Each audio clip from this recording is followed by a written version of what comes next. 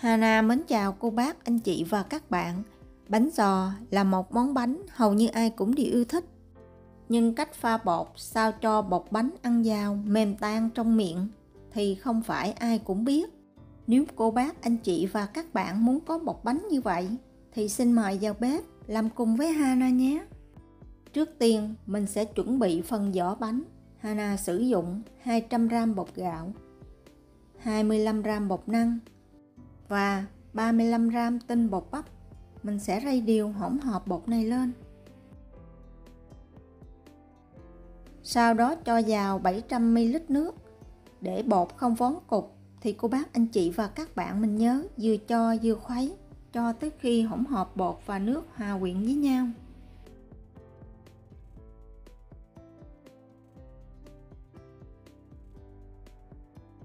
Sau đó đậy bột lại, để bột khoảng 1 tiếng cho bột lắng xuống, chắc vỏ nước trong bên trên và thêm vào 700ml nước khác. Mình tiếp tục làm như vậy khoảng 2 tới 3 lần.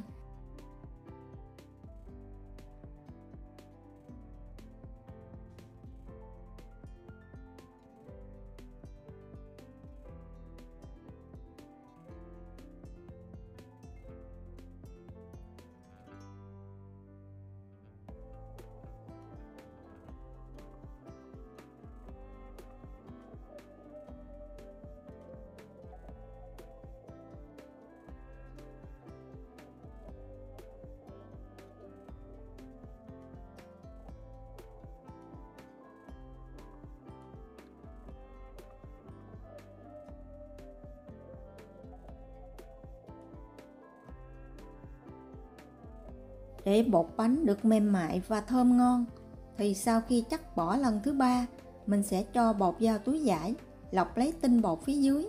Quê của Hana hay gọi là mình đi bồng bột.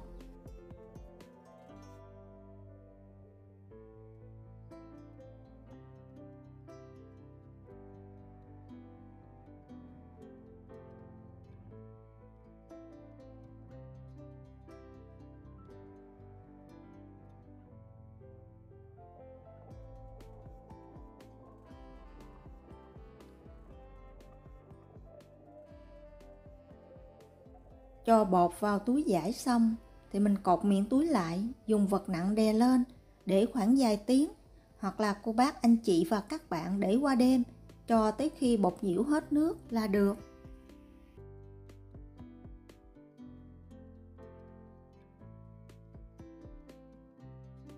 Xong phần bột, mình sẽ chuyển qua phần nhân.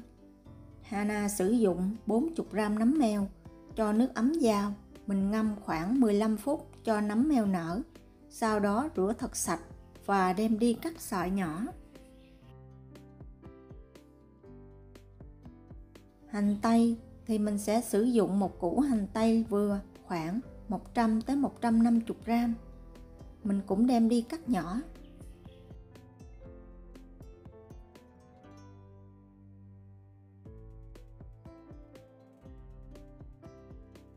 Sau khi cắt hành tây xong, cho vào hành tây 200g thịt heo xay và trộn đều lên.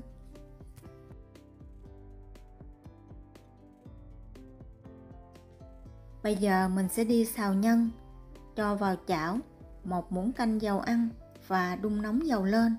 Sau khi dầu nóng thì cho vào nửa muỗng canh hành tím băm, phi cho tới khi hành vàng và thơm. Với bất cứ công thức nào có nấm mèo, Hana đều xào nấm mèo trước. Mình làm như vậy khử mùi hôi của nấm. Phần nhân sau khi ăn rất là thơm và ngon. Mình sẽ xào nấm mèo khoảng 2 phút. Sau đó cho nấm ra ngoài dĩa và để qua một bên.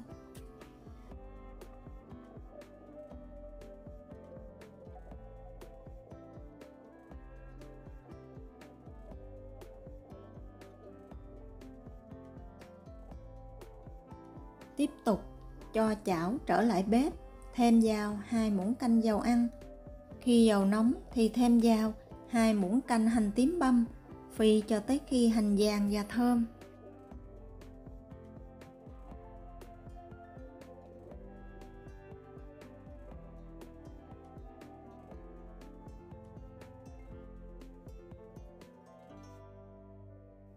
Sau khi hành vàng và thơm thì cho vào nửa muỗng canh nước mắm, đảo đều lên và nhanh chóng cho hết phần thịt xay và hành tây vào, xào cho tới khi hành và thịt chín hoàn toàn.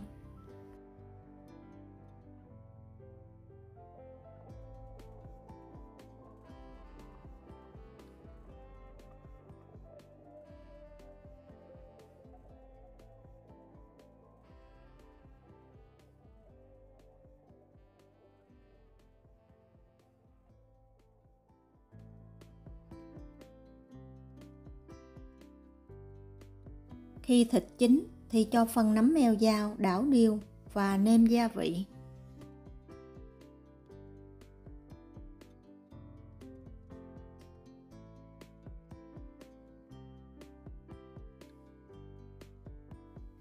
Phần gia vị nêm vào thì mình chỉ cần sử dụng nửa muỗng cà phê đường cát và 1/4 muỗng cà phê muối, đảo đều và nấu thêm 2 phút nữa.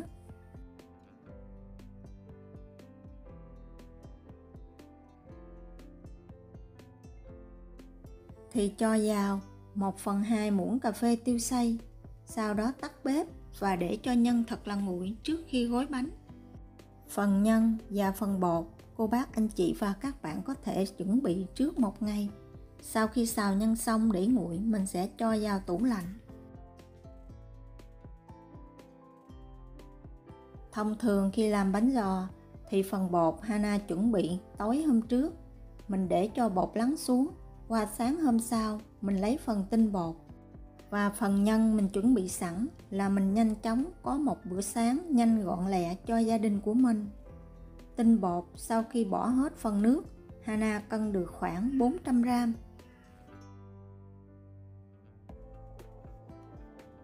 Với 400 gram bột thì mình sẽ sử dụng 1 lít nước súp.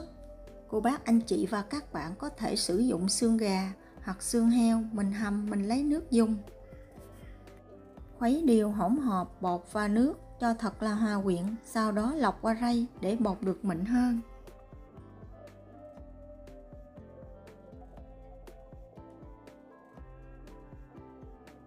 Để bột bánh được đậm đà hơn thì Hana nêm vào 1 muỗng cà phê bột nêm ga, 1 muỗng cà phê đường cát, nửa muỗng cà phê muối và 1 muỗng canh dầu ăn, khuấy đều lên.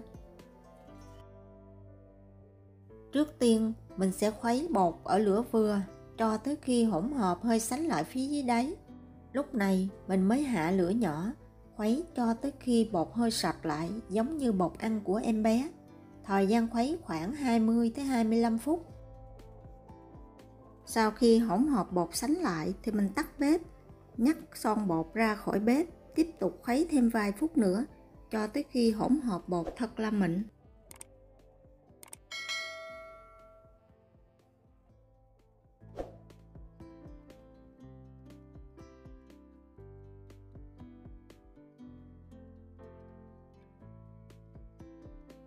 Và đây là thành phẩm bột của Hana sau khi khuấy xong.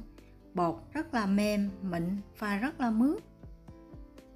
Để hấp bánh giò thì Hana sử dụng khuôn hấp bánh lăng. Mình sẽ cho một ít lá chuối phía dưới và bên hông, thêm một ít để một chút mình đậy lên mặt. Mình làm như vậy thì phần bánh vẫn thơm mùi lá chuối mà không cần phải tốn quá nhiều lá chuối. Đối với những cô bác, anh chị và các bạn ở nước ngoài thì lá chuối rất là hiếm, nên đây là cách tiện lợi và tiết kiệm nhất. Hoặc là cô bác, anh chị và các bạn có thể hấp trực tiếp trong chén mà không cần phải lót lá chuối cũng được. Với một cái bánh giò đối với khuôn bánh lăng 100ml thì Hana sử dụng 1 muỗng canh bột ở phía dưới, thêm một ít nhân chính giữa và thêm 1 muỗng canh bột phía trên. Tổng cộng là 2 muỗng canh bột cho một cái bánh.